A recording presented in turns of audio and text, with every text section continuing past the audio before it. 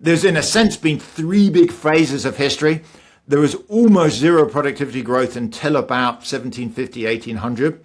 There's then about 150 years of rise. And then since the 50s when it peaked, it's been declining. So if you're going to make the case that AI is going to be another inflection point, you have to be aware that, this is a change that happens roughly once every century if we've looked back. And it would require that AI is more important than, say, major other technologies. I think there's some, material chance for that. I would say this data I'm going to go through today, I think for me is pretty convincing along with everything I've seen. There's maybe a 50-50 chance AI could start to reverse this 75-year decline in productivity growth. Why do I say that? As I'll show you, forecasts from very informed firms, CFOs, CEOs, who are people actually using it, putting it into place on a day-to-day basis is pretty persuasive. So I kind of feel like a mild version of that famous Keynes quote. He said, when the facts change, I change my mind. What do you do, sir?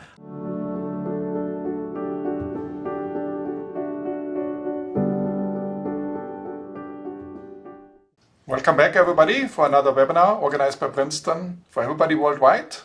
Today we have Nick Bloom from Stanford University with us. He will talk about the impact of AI on US productivity.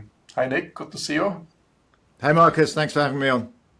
It's great to have you, Nick. And today we'll learn about artificial intelligence again, but how it impacts US productivity. So essentially, we have a big bet going on AI productivity. If AI productivity is not paying off, we will be in big troubles. So there are three-way bets, essentially.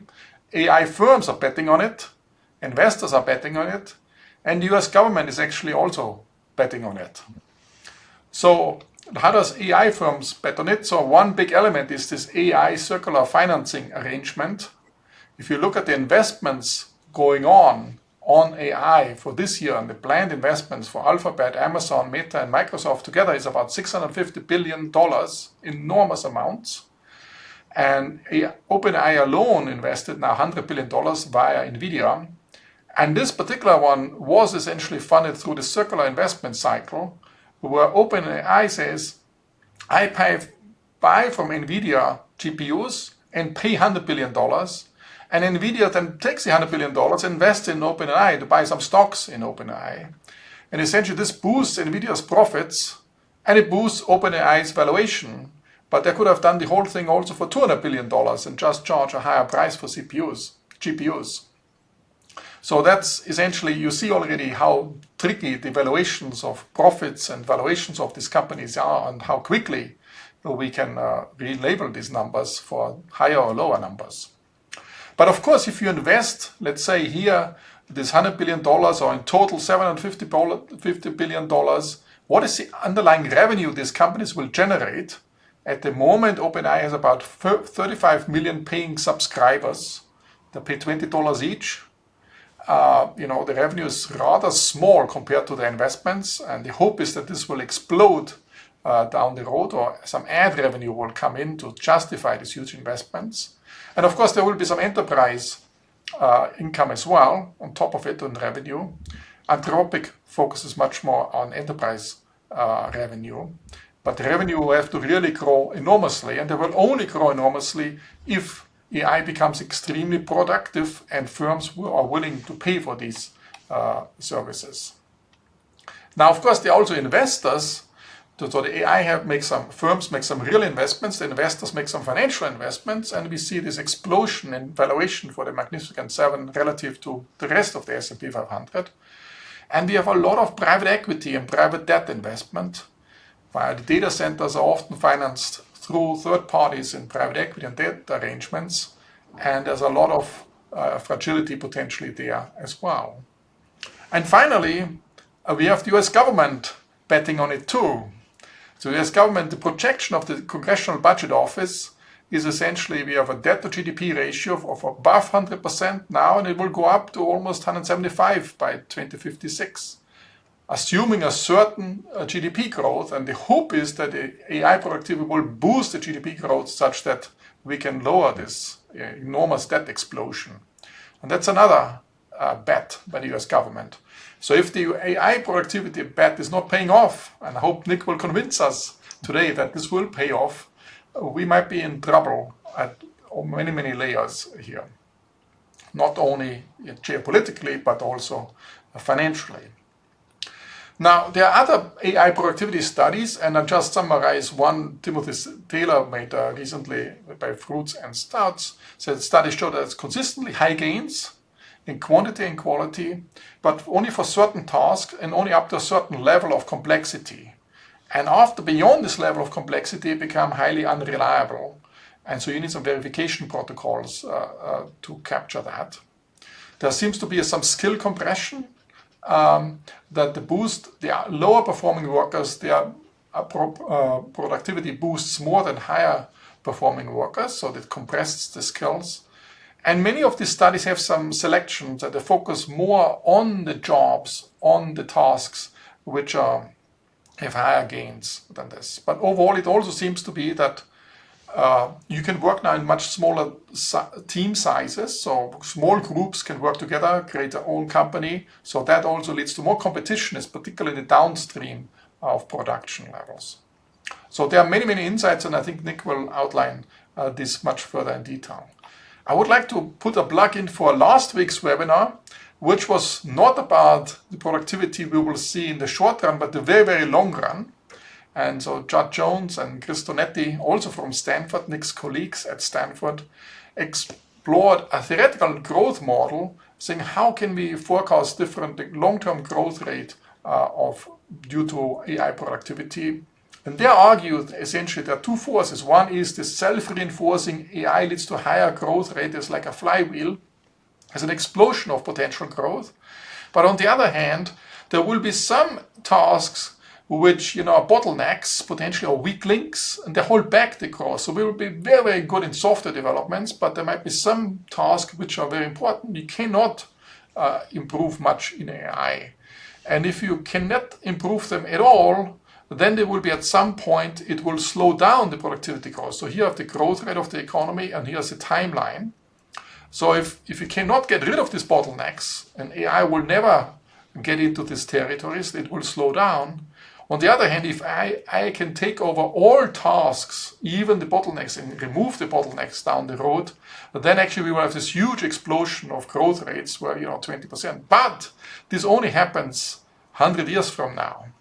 So for many, many years, we will not know. So both of these three scenarios, whether the weak links are really bottlenecks you can't get rid of, or you can only get rid of later on, for many years, you will not find out whether we go to this full explosion or then to a lower growth rate subsequently. There will be higher growth rates here, according to their calibration, from a standard 1.4% growth rate to higher growth rates.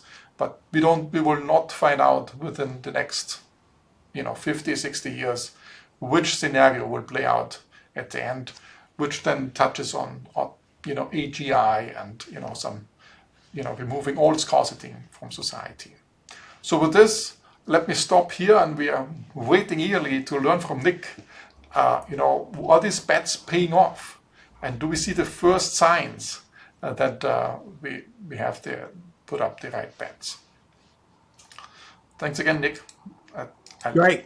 Slides. Thanks very much. And I to say, Chad Jones, Chris Tonetti's presentation was excellent, actually. It was really good. It was exactly last week. So I'm going to go to share my screen. And okay.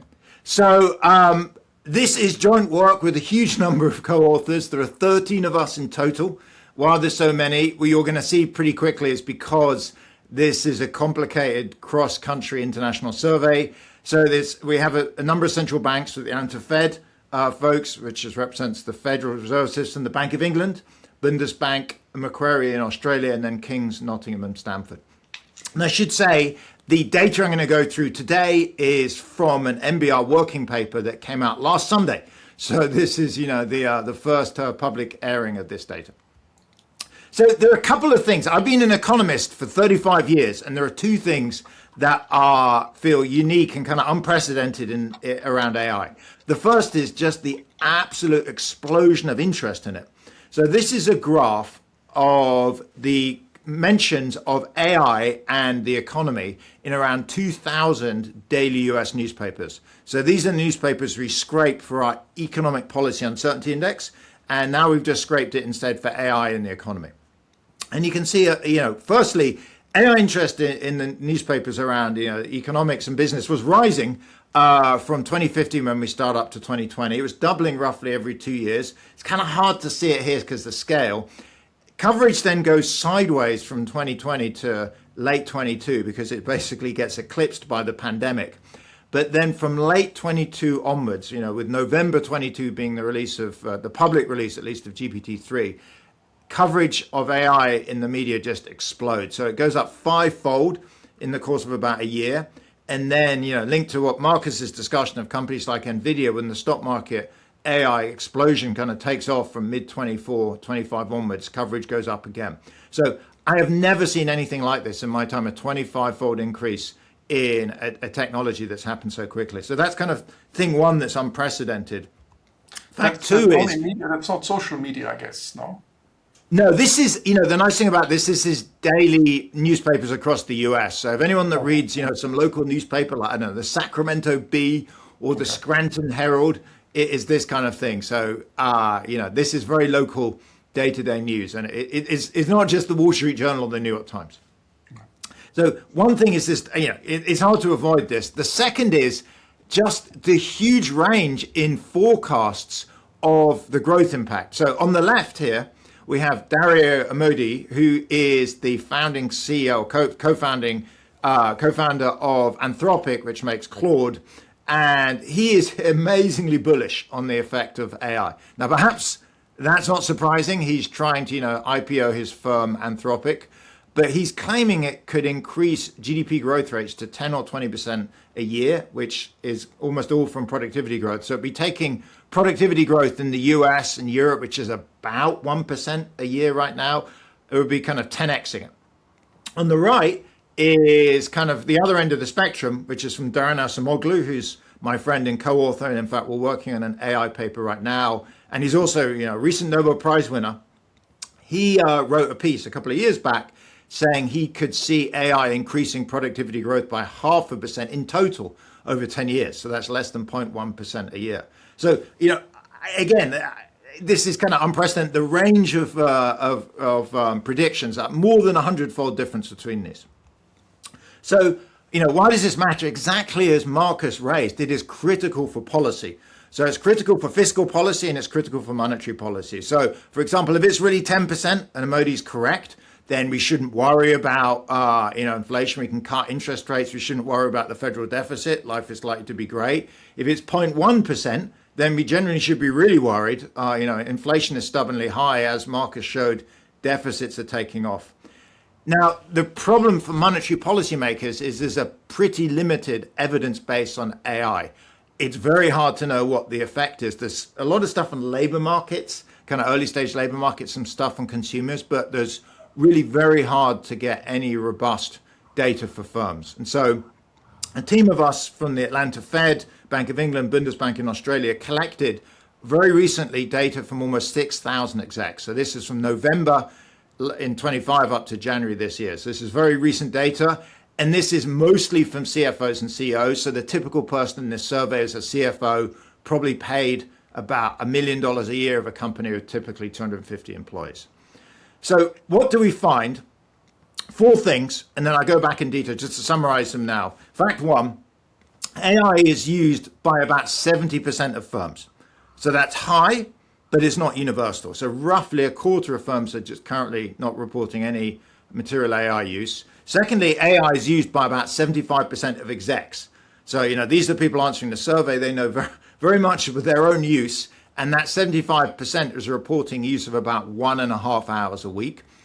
Again, this is high, but it's not universal. If I step back on this uptake, this roughly 75% of senior execs of firms, living in Stanford, Silicon Valley, people think this is, low. They seem surprised. They're like, isn't everyone using it? On the other hand, for a modern technology, for something that really only went mainstream in terms of kind of public access just over 3 years ago, if you go back to data 4 or 5 years ago, it looks like uptake rates were maybe only 5%. This is incredibly rapid uptake of tech. So if you look at, say, computers, the internet, cell phone, they were not reaching 75% uptake rates at this speed. But is it more like I use it like a Google search or a refined Google search? Then it's not really a big innovation. Or I use it for some, more sophisticated things I couldn't really do before. Yeah, the latter. So when I'll show you the question. But in terms of firms, the primary use now, the primary use now is when they're reporting it is things like OpenAI, ChatGPT, Claude, Gemini, Microsoft's, I'm blanking its name right now, but Copilot.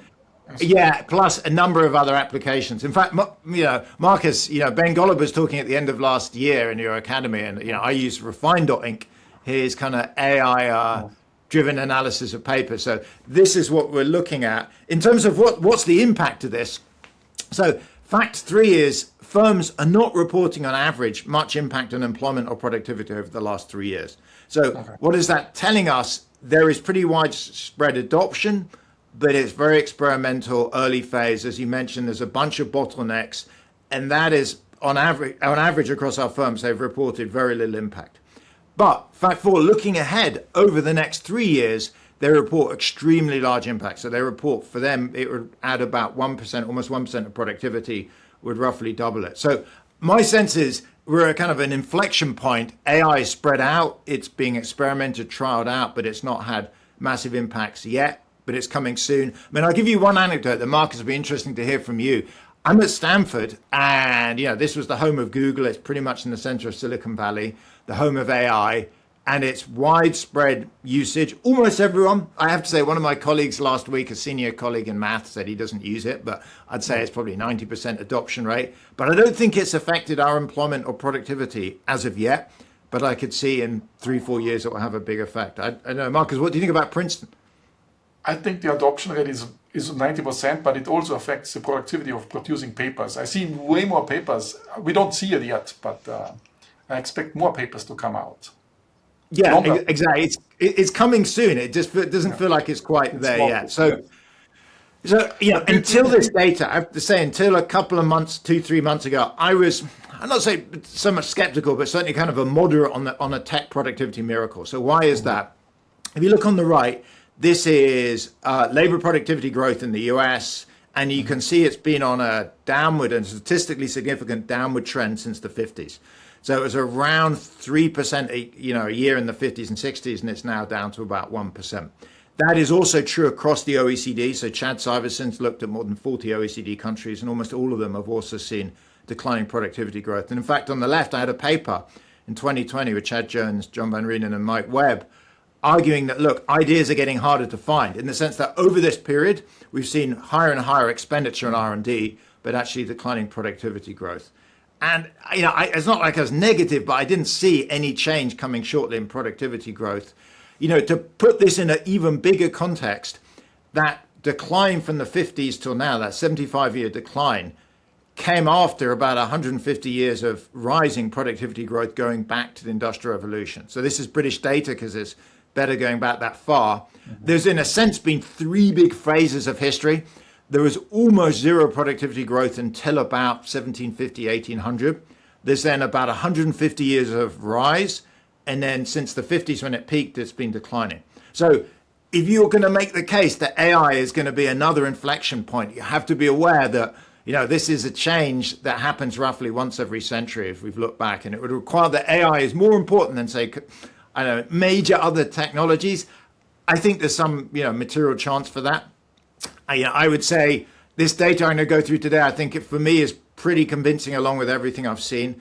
There's maybe a 50-50 chance AI could start to reverse this 75-year decline in productivity growth.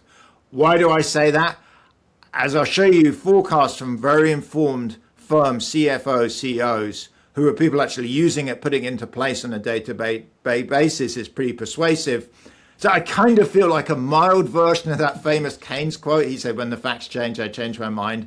What do you do, sir? I'm not sure the facts have definitively changed, but I've certainly updated and much more optimistic.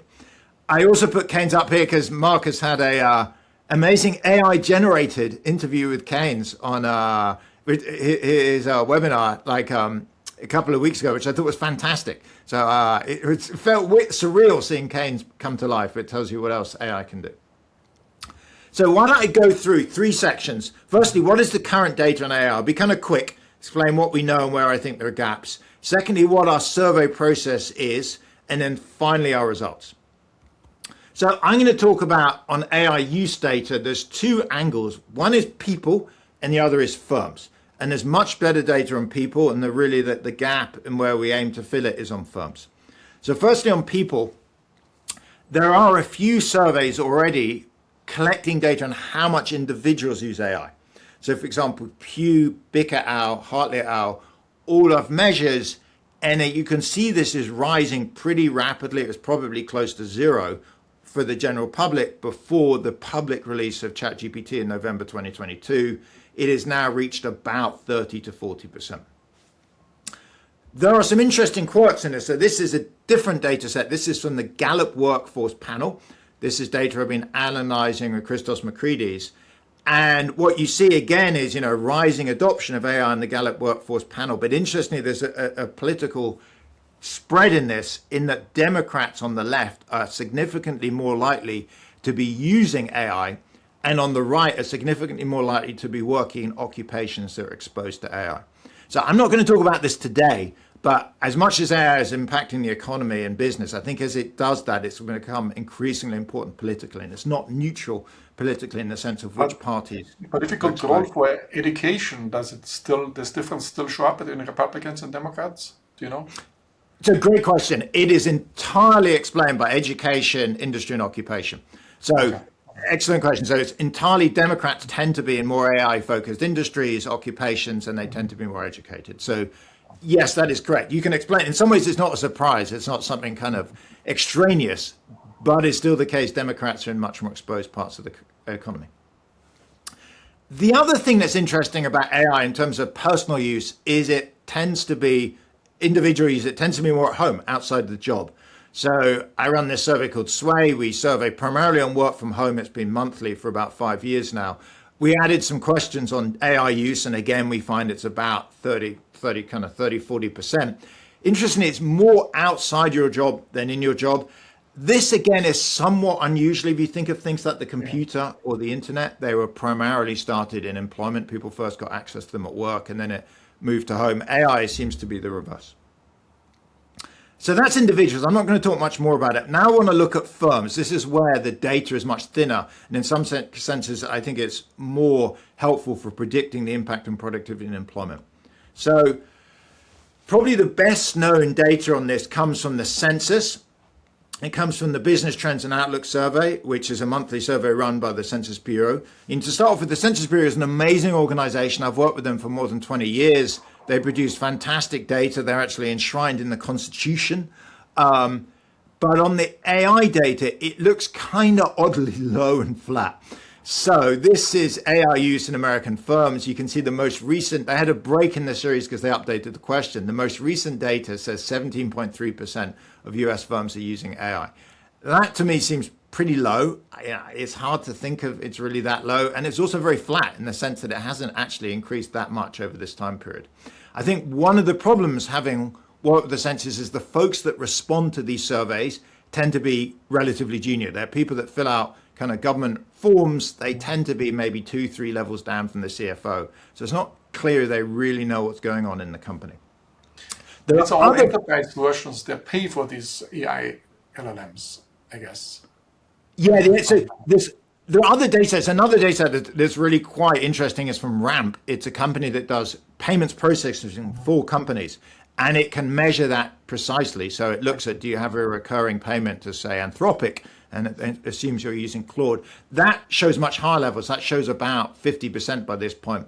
The issue with that is that's as you say, Mark, is kind of a relatively narrow measure. So if you've bought something or you don't have a recurring payment.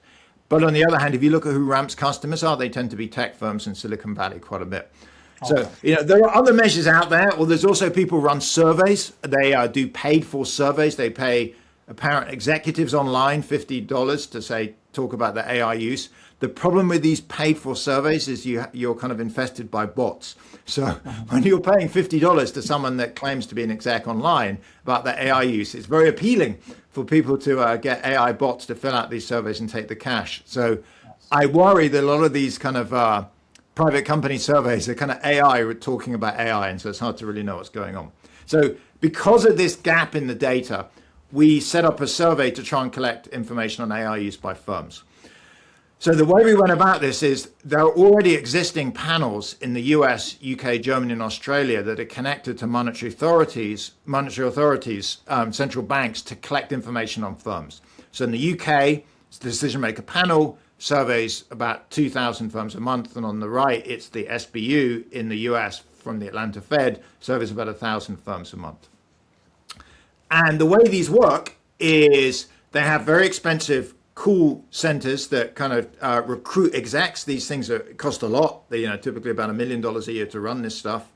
And what you do is you phone folks up, you take the population of all firms at 10 plus employees and then have a stratified sample across them. You ring up an exec, aim for the CFO, sometimes get the CEO, and then recruit them into the panel and then send them very quick monthly surveys. So you should have in mind the typical company in our survey has probably 250 employees, and is plastics, manufacturing, it's represented in their entire economy.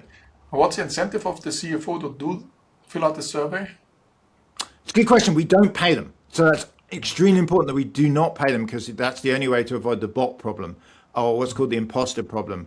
The incentive is it's run from central banks. It feeds into central banks. We give them early feedback on the data. This data, it turns out to be pretty critical for monetary policy. We discussed in the pre-meet that this is now regularly looked at by MPC, FOMC, etc.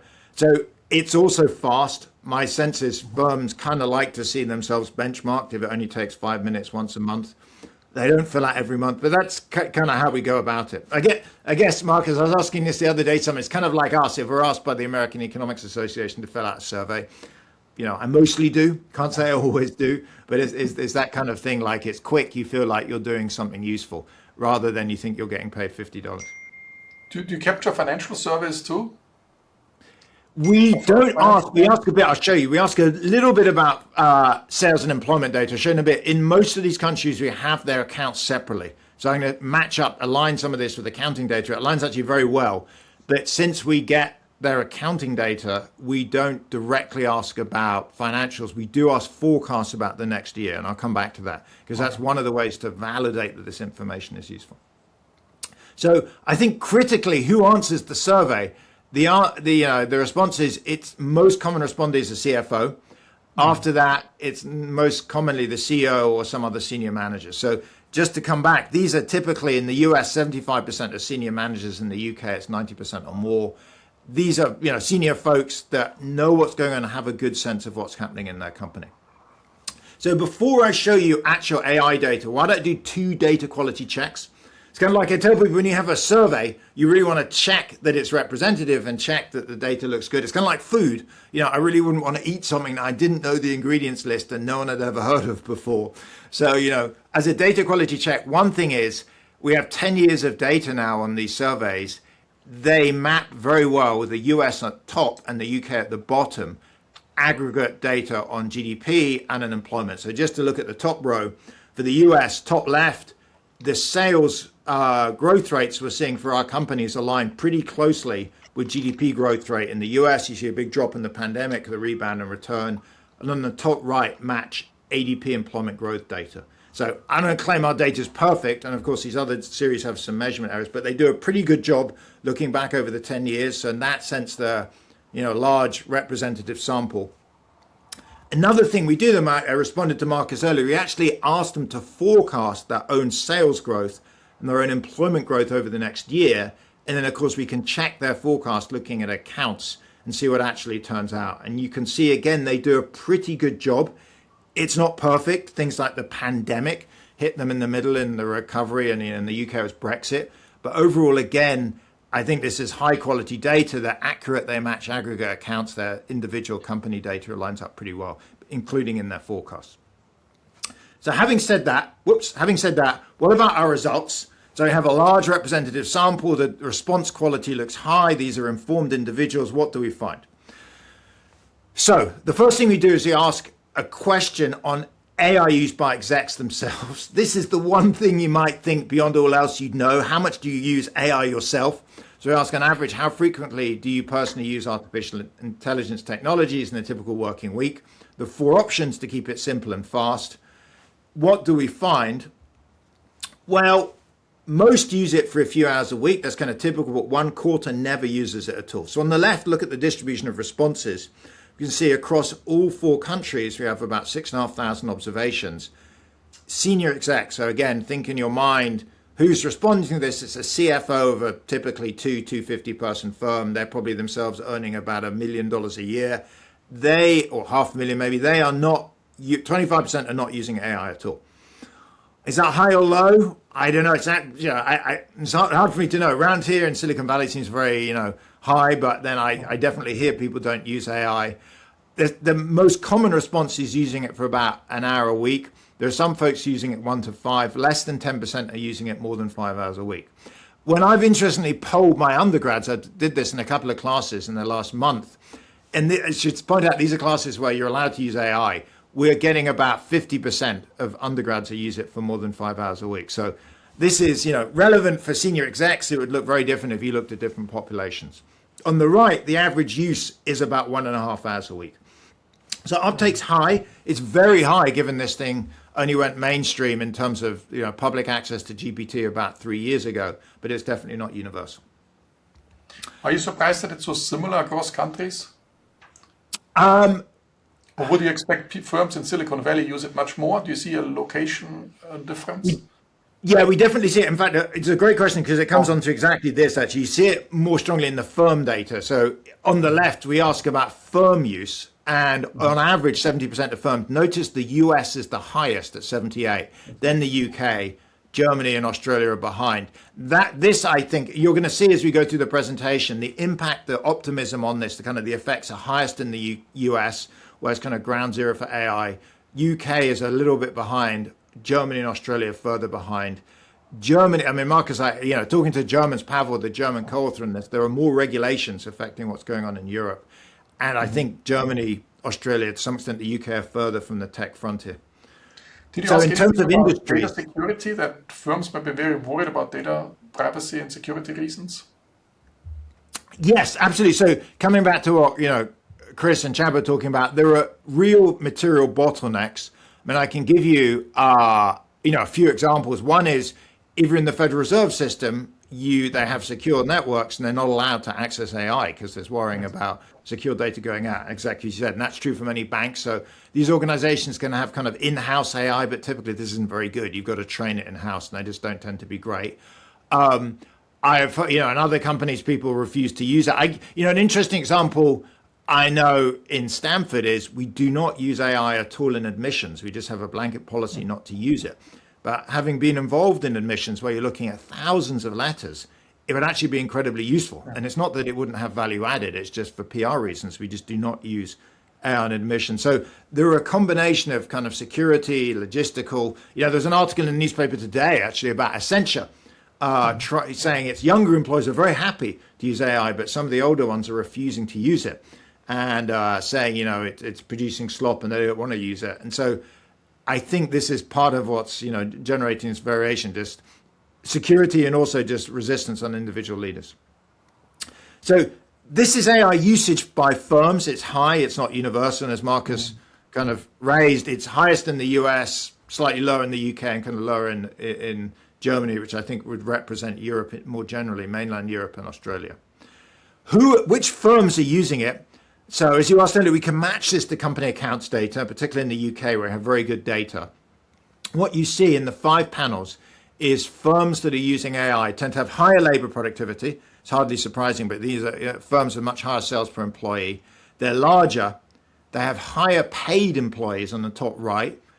And the bottom two, you can see they have dramatically younger directors and the firm itself is younger, so it's been around for less time. So the bottom left is kind of the most interesting in some ways. For the UK, we have the nationalities and actually the ages of all the firm directors, and you see a very strong, significant slope. So who is using this at the firm level? It's kind of productive, big firms with high paid employees that are young, they're kind of recently created. Who is not using it? Kind of lower paid, smaller, older companies. So this highlights part of where you're going to find low adoption rates is going to be, it's not going to be in tech and finance, for example. It's going to be in kind of older industries where growth and wages are low. So then we asked, perhaps most interestingly, what about past, as in last 3 years, and expected future impact of AI? So here's the question. I just screenshotted the US question to kind of a bit of a change. This is from the SBU.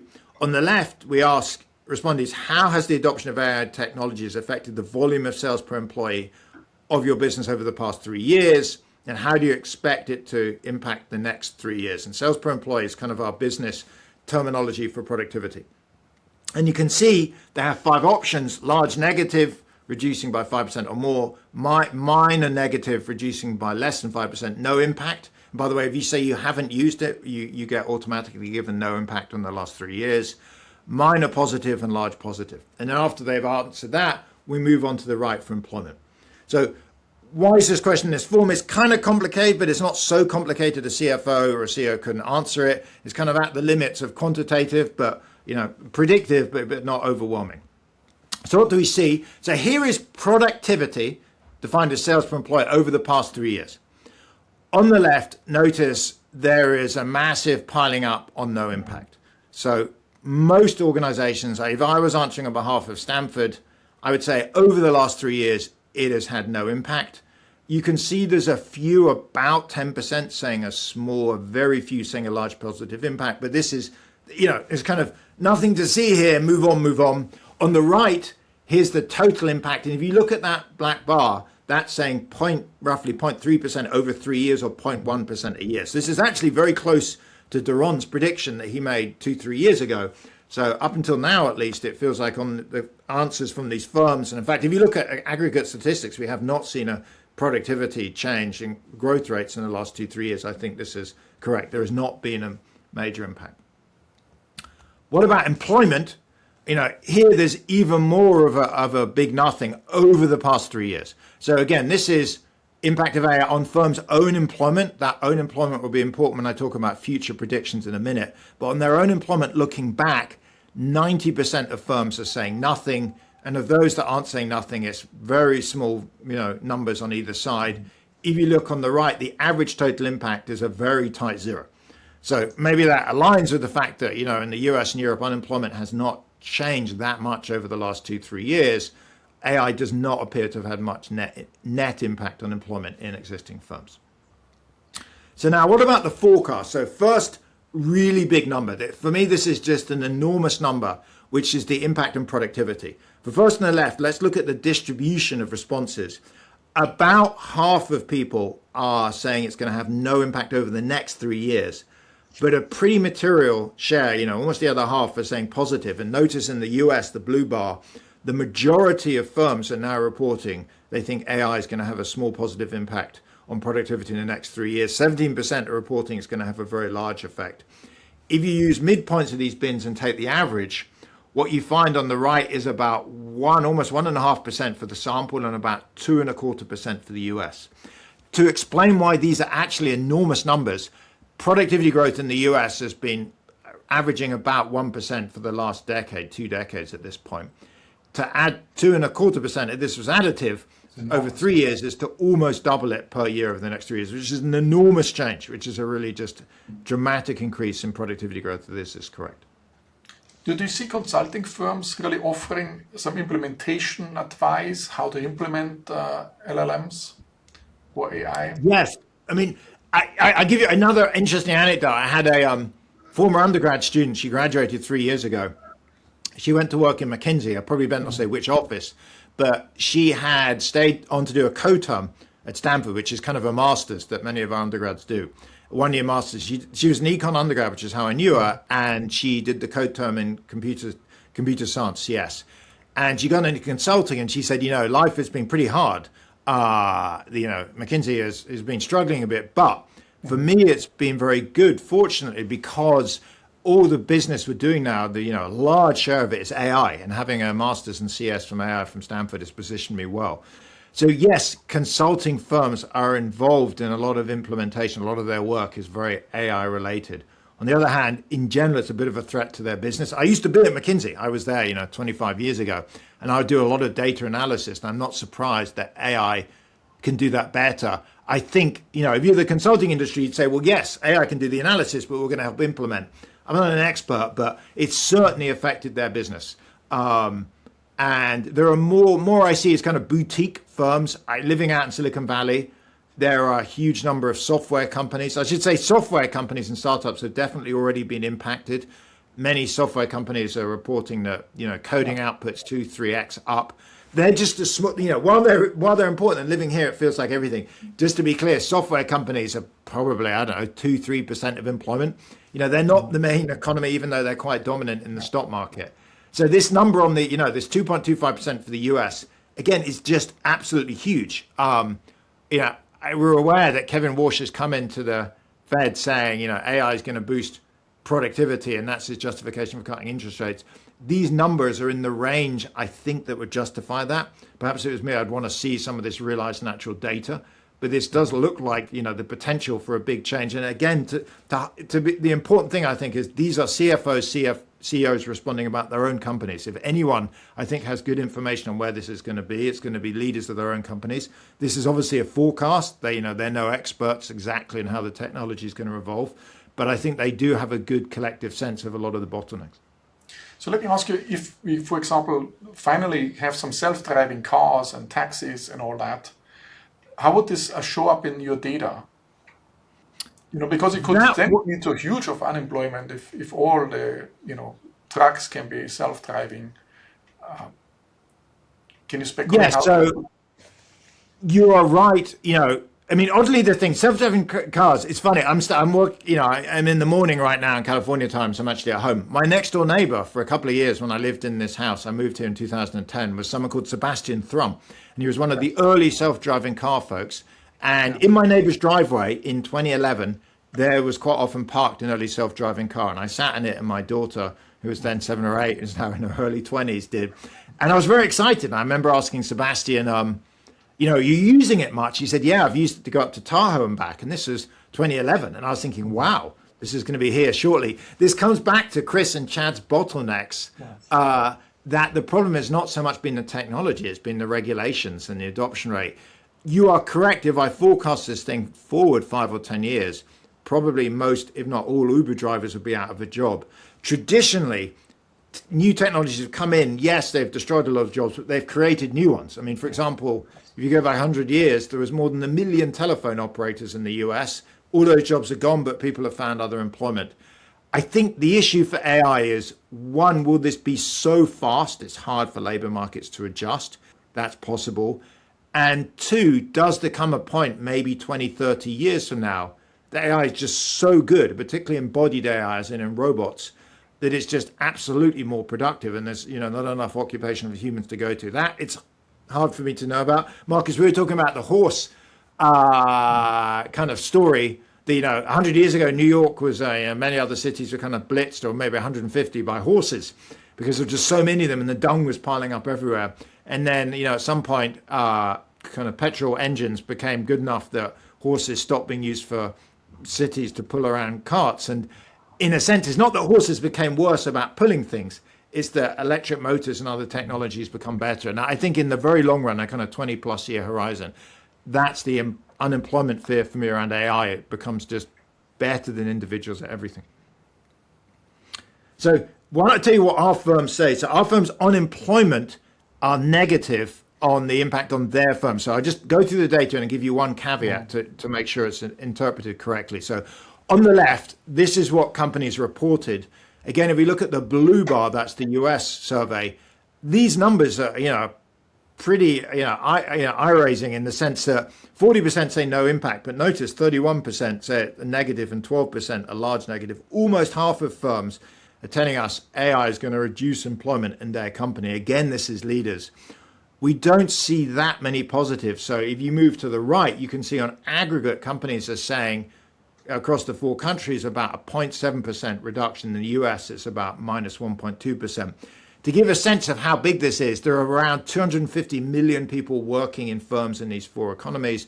That would be a reduction of about 2 million employees in these firms. So on the one hand, that sounds very big and negative. And when you ask them where it comes from, 2/3 of this comes from less hiring. So what leaders are forecasting is they just, this what's called the great hesitation now, less hiring because AI can, making the current employees more productive, so you don't need to hire new employees. On the other hand, to be clear, and as Markus, we talked about earlier, this is in existing firms. AI could easily generate possibly net positive employment if new startups come along and absorb all this excess labor. But certainly on existing companies, this looks like notably negative, particularly for hiring. But the striking thing is that Germany, there's much less impact than in the US. Negative impact on employment. Is it because of manufacturing, the larger fraction of manufacturing jobs, or is it because German regulation doesn't allow? It's a combination of both. So exactly as you asked earlier, if you look at the biggest impacts, they tend to be in the sectors you'd expect: finance, tech, kind of business services, manufacturing, retail, agriculture, utilities have much smaller impact. So Germany skews more towards that. So just if you reweight it by industry, this gap would shrink. And B, yes, it is more regulated. There's lower adoption rates by execs. There's lower adoption rates by companies. Again, Germany's maybe on this 1 year, 18 months behind. So I don't think it's coming. It's basically coming forever. But yes, Germany is somewhat protected or behind on this front. So Javier wants to know, are these in your service, do you think the CEO is a little bit biased, that they think, we adopt, of course, LLMs and will be more productive, that they want to look good in front of the central banks in your survey? Do you fear about that? So that's a great question. So actually, I've heard from friends in the Valley that there are a number of execs, senior execs that feel like they're being forced into it by boards, actually. So they say, look, my board is beating up on me. I have to do it, and I have to do it in order to raise money. One thing just to note, this is private survey responses to banks. It's not obvious why you kind of talk it up in this. In fact, you may think, hey, if I've been forced into it, it's a waste of time. Now's my chance to vent. But yes, in more generous, certainly on public and pronouncements, so if you look at kind of earnings calls and statements companies make, that I am somewhat nervous about for exactly the reason Javier raised, that people want to talk AI. A friend of mine was saying she's a senior venture capitalist and had 36 companies come in to do a kind of, a 1 week startup pitching thing. And she said 35 or 36 claim they're in AI. She was like, I'm not sure I believe that, but they feel like they have to say that. So in some senses, I think the value added of our survey is it's confidential. It's to central banks, but we're not naming individuals, and no investors or customers are getting to say that. And in fact, it leads me on to the final bit, which is you also ask employees exactly the same questions. We ask them on AI use and on the impact on their firm. So just to be clear, if you look at the top left, here's a question: how has the adoption of artificial intelligence technologies affected your employer's sales per worker, productivity, and next 3 years, and the same of employment? So what do we find for individuals? This, I should point out, is a survey of around 5,000 individuals in the US. We find on the left their use is very similar to execs. They're using an average 1.8 hours a week. In the US, the execs were using it 1.5, 1.6. So it's very similar use. Where there's a big difference is on impact. So two things. One is employees are actually optimistic, as in positive, on the impact of employment. They believe on average their firm's going to hire more people rather than less people, as execs say. And the other is they're much less optimistic on productivity. So that 3-year number, 0.9%, is about a third of what execs say. So, there's at least two obvious reasons for this distinction. One is kind of, building off what Javier said, it could be that execs don't know what's going on. They're kind of drinking the Kool-Aid. They're too optimistic. They're being forced into it by boards. Employees on the ground have a better sense. They can see the bottlenecks. They can see the constraints. So that would say this data is more accurate. A different story is that execs actually have a much better sense of what's going on, and partly because they can see the big picture. So I have talked to companies where, individual employees have the sense that AI will make my job more productive. It will speed up this task, that task. I'll be better. And when you talk to the execs, they're like, we don't need that job at all. We don't need that division. We can replace it by AI. And so, it's hard to know where we are. I tend to, on average, probably think execs have a better sense. They're higher paid. They tend to be running the companies, and there's a reason they're selected for that. But it's worth noting that there's a real disconnect between employees and executives on the impact, and particularly in the impact on employment. But you could also make the opposite argument that people on the ground have a better idea than until information moves up. Yeah, you can go either way. Yeah, that was my first say. One is they have a better sense of reality. The other is, they can't see the bigger picture. These execs, looking back over the last 10 years, have been very accurate on sales and employment forecasts. It's not just they predict, they're highly predictive of the growth rates, but the mean is about right. They are not over optimistic on average. So their track record over the last 10 years is very good. We're asking them now about one something, which is AI. Are they going to be worse in AI than everything else that's happened over the last 10 years? Maybe, but it's not obvious why. I know this is maybe controversial. I would probably side more with execs on this, but it's hard to know. I don't have any other data sources. I'm putting up the data. So probably, sorry. Yes. The CEOs which predict the higher sales and also predict the higher productivity through AI. Is there some correlation structure there? Do you know what I mean? Yes, so there is. More firms which are really more outgoing and they're much more on top of things. They grow faster in terms of sales, but they also adopt new technology faster. It's a great question. Give us 6 months. Historically, the firms that are adopting AI now in the adoption question have had recent growth rates that are higher. Partly that's industry. So if you look at who's tended to adopt it, it's more in tech, business services, finance. But another nice thing, I'll end is last point on ending, we're running this survey every 6 months. So we'll rerun it in 6 months, rerun this in a year, and we can also look at the forecast. So if you forecast enormous effects of AI on productivity, do we see that 6 months or a year from now or 2 years from now? So to step back, I'll summarize, and we're going to open discussion. These numbers for me are really striking. I have been an economist for 35 years. I've seen productivity growth slowly decline over that entire period. At this point, it's the first time I feel like maybe this could change. The rate of adoption, the level of adoption, the speed of adoption is just faster than any other recent technology. Think of computers or PCs, or the internet, or cell phones. It also suggests pretty large labor impacts on existing firms. It's much less obvious on net employment. I think general equilibrium is critical to understand here. So are new jobs created at new firms? I've changed my views. And, if you want to follow this over time, please connect up on LinkedIn, because I'll post this out again 6 months from now. And I'll stop sharing. Great. Thanks a lot, Nick. So can you tell me a little bit? So you said, oh, wow, the forecast, everybody's very bullish on the productivity growth going forward. What's the confidence level on that? You didn't ask them, that's just their wild guess, or is it they're very confident about this will happen? So again, we can ask about, in a sense, the statistical terms, it's like the first moment, the mean, and then the second moment, how confident you are. Exactly, we don't do that for AI. Maybe we should. We do that for the sales, employment, and other forecasts. So actually for sales, the question is we ask what's the lowest, low, medium, high, and highest sales forecast, what are the probabilities. That confidence, that spread got really wide in the pandemic, so people were very uncertain, and it's slowly come back down. It does not look, now it looks similar to pre-pandemic. So for general sales, so what we could do is look at high adoption AI firms, whether they have more or less confidence, but in general levels of uncertainty right now, at least as reported by firms, are kind of back to where they were in 2019. And you think this is mostly a cost reduction thing? So AI productivity reduces costs, or is it like also expanding the sales revenue numbers?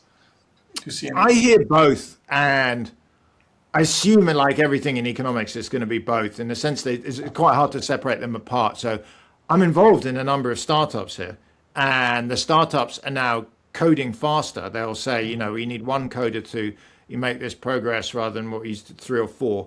As a result, that's obviously reducing costs because they can grow without hiring as many folks, but the product's getting so much better, it's also pushing up sales. And, ultimately for all of us in society, products are getting better and, goods are cheaper for a given quality.